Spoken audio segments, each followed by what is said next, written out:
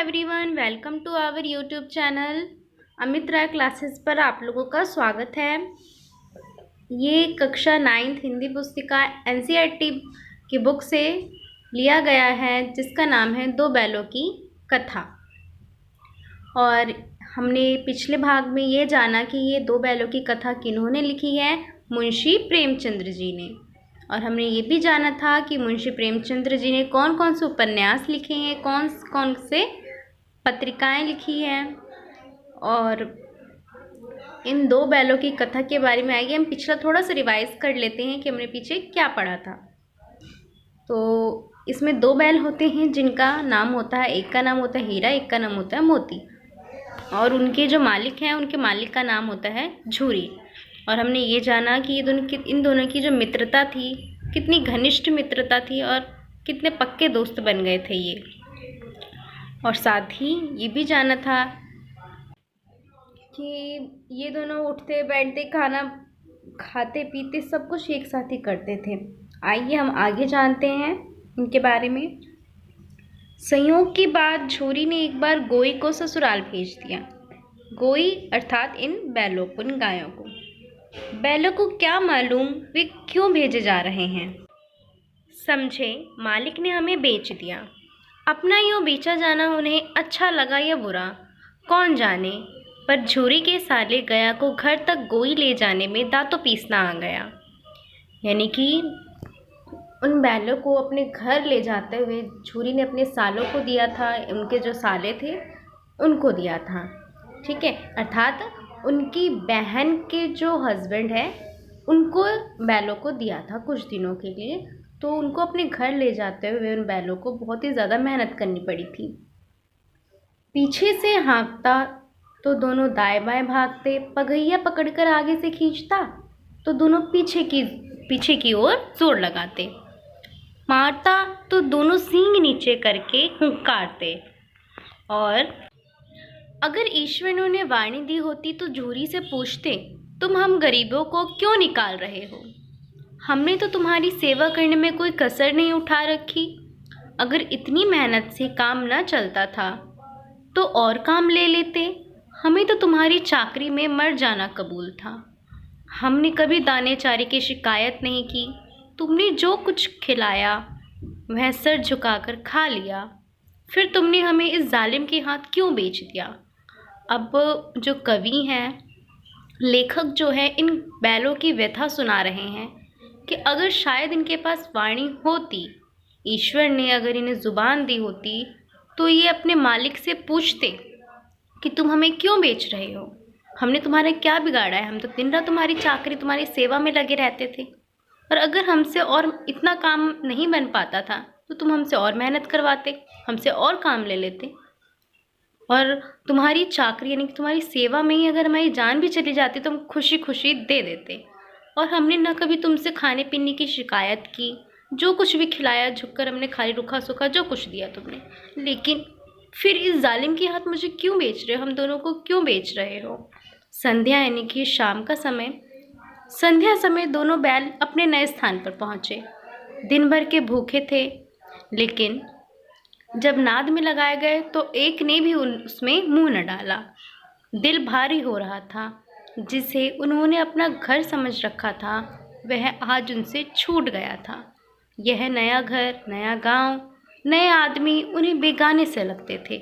अब देखिए, जब आप लोग ही कहीं अगर नई जगह जाते हैं तो वहाँ पे पहले दिन तो हमें मन लगता नहीं है।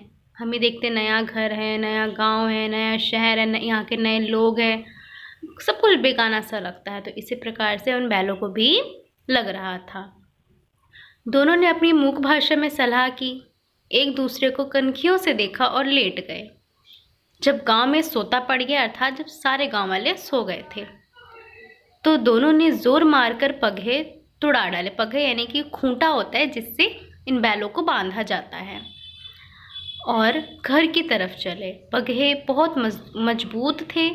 अब जिनसे बैलों को या फिर गायों को बांधा जाता था, अभी भी गाँव में, जो गांव हैं वहाँ पे अगर पालते हैं एनिमल्स, तो वहाँ पे ऐसे खूंटे बहुत मजबूत होते हैं जो कि ये एनिमल्स उनको तोड़ ना पाए।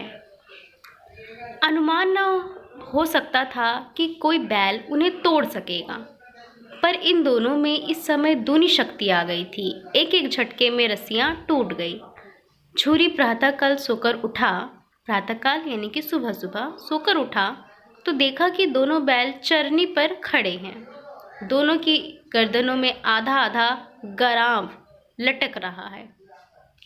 घुटने तक पांव कीचड़ से भरे हैं और दोनों की आंखों में विद्रोहमय स्नेह छलक रहा है। गराम क्या होता है? गर्दन में इनकी जिनसे उनको बांधा गया था ना, वो मानो ऐसा लग रहा था कि हाँ उन्होंने तोड़कर वहाँ से भाग गए हैं वो। और उनकी आंखों में विद्रोहमय स्नेह, यानी कि एक तो गुस्सा भी था और साथ ही अपने मालिक के प्रति प्रेम भी था। छुरी बैलों को देखकर स्नेह से गदगद हो गया, यानी कि बहुत खुशी हुई उसको। दौड़कर उन्हें गले लगा लिया। प्रेमालिंगन और चुंबन का वह दृश्य बड़ा ही मनोहार था। घर और गांव के लड़के जमा हो गए और तालियां बजा बजा कर उनका स्वागत करने लगे। गांव के इतिहास में यह घटना भूतपूर्व न होने पर भी महत्वपूर्ण थी। बाल सभा ने निश्चय किया, दोनों पशु वीरों को अभिनंदन पत्र देना चाहिए। कोई अपने घर से रोटियां लाया, कोई गुड़, कोई चोकर, कोई भूसी, यानी कि अब उनका अभिनंदन करने के लिए सभी, ये जो उनका प्रेम मिलाप था एक व्यक्ति का और एक पशु का, ये देखते हुए उन दोनों का प्रेम मिलाप, सभी लोग वहाँ के बहुत आनंदित हुए ये सब देखकर। और इन सब ने सोचा, वहाँ के बच्चों ने, कि क्यों ना इनको थोड़ा कुछ गिफ्ट दिया जाए। तो उन बैलों को किसी ने रोटियां लाकर दी खाने के लिए, किसी ने गुड़ दिए, किसी ने चोकर, तो किसी ने भूसी।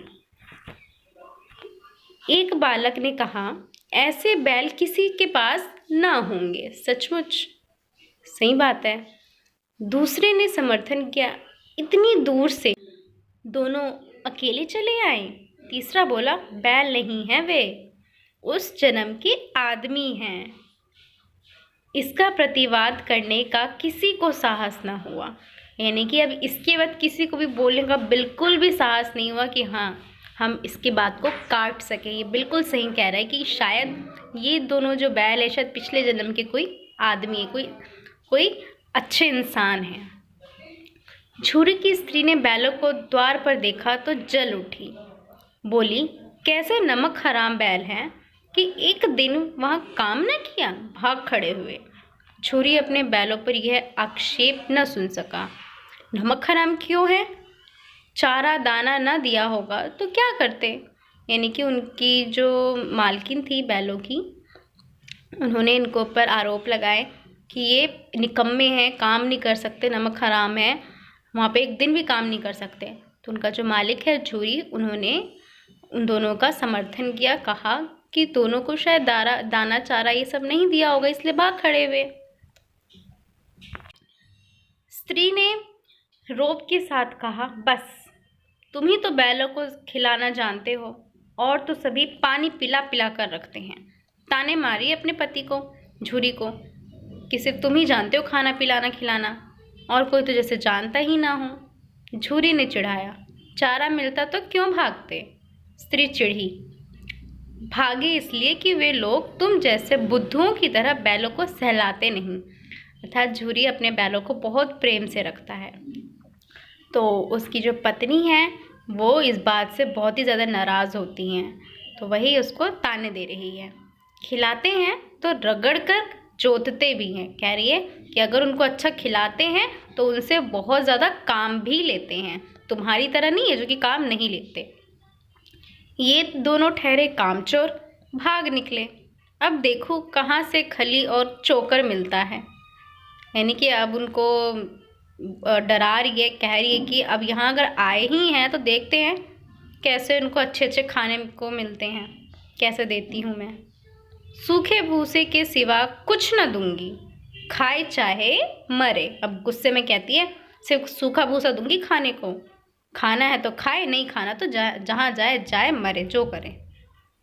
वही हुआ।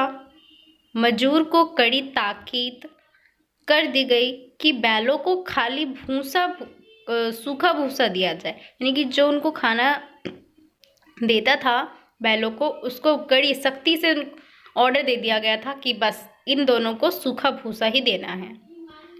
बैलों ने चांद सॉरी, बैलों ने नाद में मुंह डाला तो फीका फीका, न कोई चिकनाहट न कोई रस, क्या खाए। आशा भरी आंखों से द्वार की ओर ताकने लगे। झूरी ने मजूर से कहा, थोड़ी सी खली क्यों नहीं डाल देते बे, मालकिन मुझे मार ही डालेंगी। चुराकर डाला? ना दादा, पीछे से तुम भी उन्हीं की सी कहोगे। अर्थात अगर मैंने डाल भी दिया आपकी मानकर, तो फिर बाद में आप उन्हीं का साथ दोगे, अपनी मालकिन का ही साथ दोगे, अपनी पत्नी का। मैं तो फिर जाऊंगा अच्छे से। अब देखिए दूसरा पार्ट। यहाँ फर्स्ट पार्ट ये ख़त्म होता है पहला। अब नाटक का दूसरा पार्ट देखिए। दूसरे दिन झूरी का साला फिर आया और बैलों को ले चला।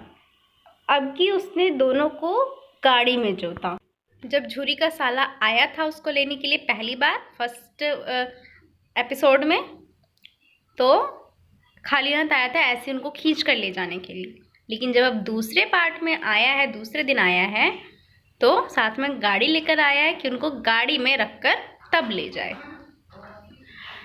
2-4 बार मोती ने गाड़ी को सड़क की खाई में गिराना चाहा, पर हीरा ने संभाल लिया। वह ज़्यादा सहनशील था, अर्थात एक बहुत ही ज़्यादा गुस्सैल था तो दूसरा सहनशील था। ठीक है, अर्थात सब कुछ सह लेने वाला, बहुत प्रेम से रहने वाला। संध्या समय यानी कि शाम का समय, घर पहुंचकर उसने दोनों को मोटी रस्सियों से बांधा और कल की शरारत का मज़ा चखाया। यानी कि उनको सज़ा दी जो उन दोनों ने कल किया, वहाँ से भाग गए थे ना। फिर वही सूखा भूसा डाल दिया। अपने दोनों बैलों को खली चुनी सब कुछ दी। अब जो बैल पाल रखे थे ऑलरेडी झूरी के साले ने, उसने अपने बैलों को तो बड़ा अच्छा खाना दिया खाने के लिए, लेकिन इन दोनों को जब लेकर आया तो इनको सूखा भूसा खाने को दिया। दोनों बैलों का ऐसा अपमान कभी न हुआ था। झूरी इन्हें फूल की छड़ी से भी न छूता था। अर्थात झूरी जो था इनका मालिक, वो इनको कभी गलती से भी मारता तक नहीं था। उसकी टिटकार पर दोनों उड़ने लगते थे। यहाँ मार पड़ी, अर्थात जब झूरी उनको कुछ बोल देता था चलने के लिए तो वो तो बस फटाफट चल पड़ते थे, लेकिन यहाँ तो इनको मार भी पड़ी।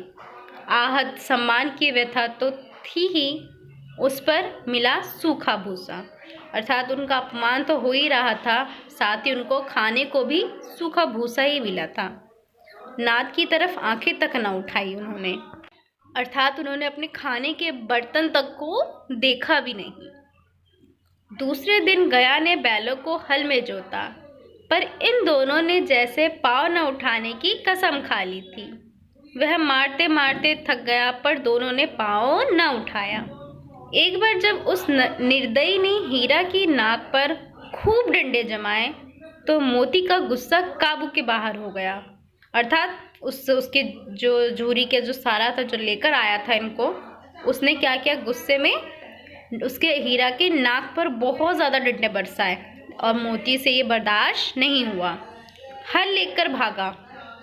हल, रस्सी, जुआ, जोत सब टूट टाट कर बराबर हो गया। गुस्से में उसने क्या किया, सब लेकर वो भाग पड़ा और सबको तोड़ दिया। गले में बड़ी बड़ी रस्सियाँ न होती तो दोनों पकड़ाई में न आते। यानी कि अगर दोनों के गले में रस्सियाँ नहीं बांधी होती उसने तो वो दोनों पकड़ में ही नहीं आते। हीरा ने मुख भाषा में कहा, भागना व्यर्थ है क्योंकि अब तो पकड़े गए हैं।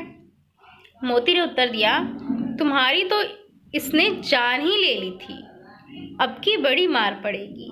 पढ़ने दो, बैल का जन्म लिया है तो मार से कहाँ तक बचेंगे। ये बैल आपस में बात कर रहे हैं। गया 2 आदमियों के साथ दौड़ा आ रहा है, दोनों के हाथों में लाठियां हैं। मोती बोला, कहो तो दिखा दो कुछ मज़ा, मैं भी लाठी लेकर आ रहा है। हीरा ने समझाया, नहीं भाई, खड़े हो जाओ, मुझे मारेगा तो मैं भी 1-2 को गिरा दूंगा। अब वो कह रहा है कि सीधे खड़े हो जा, अगर मारेगा तो मैं भी 1-2 को गिरा दूंगा। नहीं, हमारी जाति का यह धर्म नहीं है। अब सोचिए, ये जानवर होकर कह रहे कि हमारी जाति का यह धर्म नहीं है किसी पे वार करना। लेकिन हम मनुष्य होकर भी किस तरह से इन जानवरों पर अत्याचार करते हैं, है ना गलत बात ये। अभी आप लोगों ने पीछे न्यूज़ में सुना, ये एलिफेंट, प्रेग्नेंट एलिफेंट को किस तरह से लोगों ने किस निर्ममता से मारा। सोचिए कितनी गलत बात है ना। आगे देखिए, मोती दिल में ऐंठ कर रह गया, गया आ पहुंचा और दोनों को पकड़कर ले चला। कुशल हुई कि उसने इस वक्त मारपीट ना की, यानी कि इस वक्त उसने उन्हें नहीं मारा, नहीं तो मोती भी पलट पड़ता। उसके तेवर देखकर गया और उसके सहायक समझ गए कि इस वक्त टाल जाना ही मसल हल था। आज दोनों के सामने फिर वही सूखा भूसा लाया गया। दोनों चुपचाप खड़े रहे। घर के लोग भोजन करने लगे। उस वक्त छोटी सी लड़की 2 रोटियां लिए निकली और दोनों के मुंह में देकर चली गई। यानी कि उनके घर में एक लड़की थी छोटी सी, जिसको ये सब देखा नहीं गया, और उसने 2 रोटियां लाकर उन दोनों को दे दी। उस एक रोटी से इनकी भूख तो क्या शांत होती। अब देखिए, अब जो भरपूर खाना खाते हैं, अब इन बैलों को सिर्फ इन 2 रोटियों से थोड़ी पेट भरने वाला था, पर दोनों के हृदय को मानो भोजन मिल गया। लेकिन किसी ने जब उन्हें स्नेह दिखाया तो मानो इस स्नेह से ही, इस प्रेम से ही उनका जो हृदय है, उनका जो दिल है, वो भर गया था। यहाँ भी किसी सज्जन का वास है। वो सोचते यहाँ भी है कोई अच्छा व्यक्ति। लड़की भैरव की थी। उसकी माँ मर चुकी थी। सौतेली माँ उसे मारती रहती थी, इसलिए इन बैलों से उसे एक प्रकार की आत्मीयता हो गई थी। अर्थात कोई भैरव नाम का व्यक्ति था जो कि उसकी बेटी थी ये, और उसकी जो रियल मदर थी वो मर चुकी थी, और सौतेली माँ जिसे बहुत मारती थी, बिल्कुल नहीं प्यार करती थी। तो इसी वजह से इन बैलों से इनको क्या हो गया था, आत्मीयता हो गया था। आगे देखिए, दोनों दिन भर जोते जाते, डंडे खाते, अड़ते, शाम को थान पर बांध दिए जाते और रात को वही बालिका उन्हें 2 रोटियां खिला जाती। प्रेम के इस प्रसाद की यह बरकत थी कि 2-2 गाल सूखा भूसा खाकर भी दोनों दुर्बल ना होते थे, मगर दोनों की आंखों में रोम रोम में विद्रोह भरा हुआ था। इनकी बहुत ही ज़्यादा इतना गुस्सा भर गया था दोनों के अंदर कि पूछो मत। एक दिन मोती ने मूक भाषा में कहा, अब तो नहीं सहा जाता हीरा, क्या करना चाहते हो? एकाध को सींगों पर उठाकर फेंक दूं? लेकिन जानते हो, वह प्यारी लड़की जो हमें रोटियां खिलाती है उसी की लड़की है, जो इस घर का मालिक है, अर्थात जो इनको लेकर आया था ना, तो उस घर का जो मालिक है उसकी बेटी थी ये, और उसकी माँ लेकिन सौतेली थी। यह बेचारी अनाथ ना हो जाएगी तो मालकिन को न फेंक दूँ। अब उसने कहा तो मालकिन को ही उठाकर फेंक देते हैं। वही तो उस लड़की को मारती है, लेकिन औरत जात पर सींग चलाना मना है, यह भूले जाते हो। अब देखिए, जानवरों को भी मालूम होता है कि औरत जात पर कभी भी हाथ या कुछ नहीं, उन पर वार करना ही नहीं चाहिए। लेकिन जो इंसान है, इंसान कैसा हो गया है ना, औरत को तो छोड़ो, जानवरों तक को नहीं छोड़ता वो। आगे देखिए, तुम तो किसी तरह निकलने ही नहीं देते, बताओ तोड़कर भाग चले? हाँ, यह मैं स्वीकार करता हूँ कि हाँ, किसी को बिना चोट पहुँचाए हम यहाँ से रस्सी तोड़कर भाग निकलते हैं, लेकिन इतनी मोटी रस्सी टूटेगी कैसे? इसका एक उपाय है। पहले रस्सी को थोड़ा सा चबा लो, फिर एक झटके में जाती है, अर्थात पहले चबाओ इसको दांतों से और फिर एक झटके में ये टूट जाएगी। रात को जब बालिका रोटियां खिलाकर चली गई, दोनों रस्सियां चबाने लगे, पर मोटी रस्सी मुंह में ना आती थी। बेचारे बार बार जोर लगाकर रह जाते थे। सहसा घर का द्वार खुला और वही लड़की निकली। दोनों सिर झुकाकर उसका हाथ चाटने लगे। दोनों की पूंछें खड़ी हो गई। उसने उनके माथे सहलाए और बोली, खोले देती हूँ, चुपके से भाग जाओ, नहीं तो यहाँ लोग मार डालेंगे।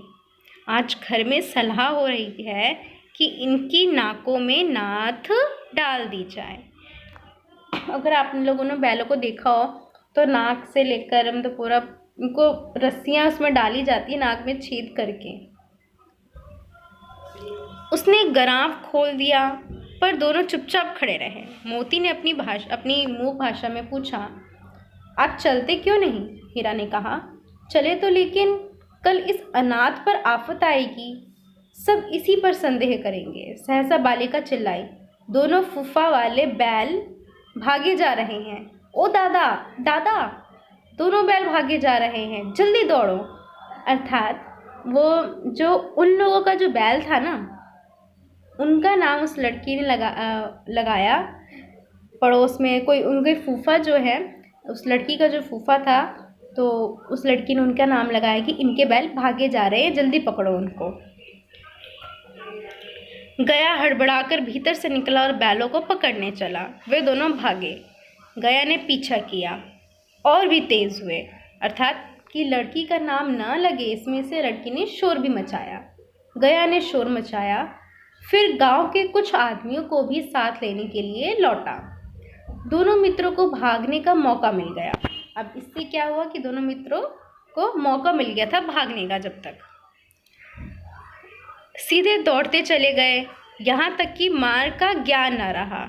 जिस परिचित मार्ग से आए थे उसका यहाँ पता न था, यानी कि पहले जिस मार्ग से आए थे उन लोग दोनों को इसका मालूम ही नहीं था, क्योंकि ट्रक में लोड करके आए थे ना।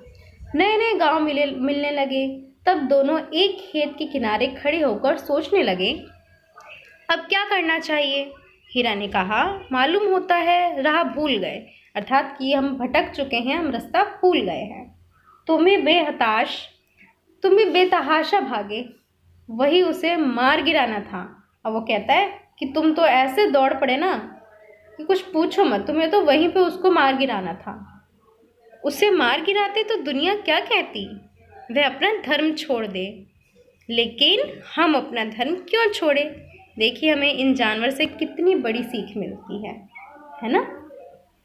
दोनों भूख से व्याकुल हो रहे थे। खेत में मटर खड़ी थी, चढ़ने लगे। रह रहकर आहट ले लेते थे, कोई आता तो नहीं है।